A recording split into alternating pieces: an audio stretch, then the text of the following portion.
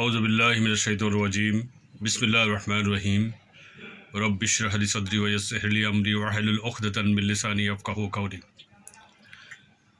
প্রিয় দেশবাসী, আমি অত্যন্ত দুঃখের সাথে জানাচ্ছি আমাদের দেশে বরাবরই হামের টিকা ইউনিসেফ সরবরাহ করে থাকে, কিন্তু ইউনূস সরকার এসে সিদ্ধান্ত গ্রহণ করে উন্মুক্ত টেন্ডার পদ্ধতিতে হামের টিকা কিনবে।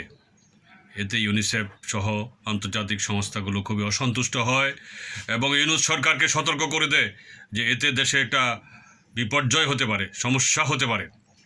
কিন্তু ইউনূস সরকার কার স্বার্থে, কোন ব্যবসায়িক স্বার্থে ইউনিসেফের এই পরামর্শ বরাবর যারা এই টিকা সরবরাহ করে থাকে তাদেরকে বাদ দিয়ে উন্মুক্ত পদ্ধতিতে টেন্ডার নিয়ে টিকা কেনার সিদ্ধান্ত গ্রহণ করেছিল, আজকে তার এই সিদ্ধান্তের পরিপ্রেক্ষিতে শত শত শিশু মৃত্যুবরণ করেছে, অনেকেই মৃত্যু ঝুঁকিতে আছে।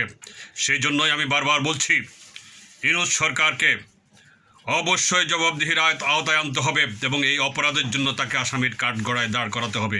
আমি মাননীয় প্রধানমন্ত্রী তারেক রহমানের কাছে সবিনয় অনুরোধ করছি, আপনি দ্রুত এই বিষয়ে সিদ্ধান্ত গ্রহণ করুন, তাহলে এদেশের মানুষ বুঝবে আপনি দেশের মানুষকে ভালোবাসেন, মানুষের সেবার জন্য আপনি রাষ্ট্র ক্ষমতায় অধিষ্ঠিত হয়েছেন।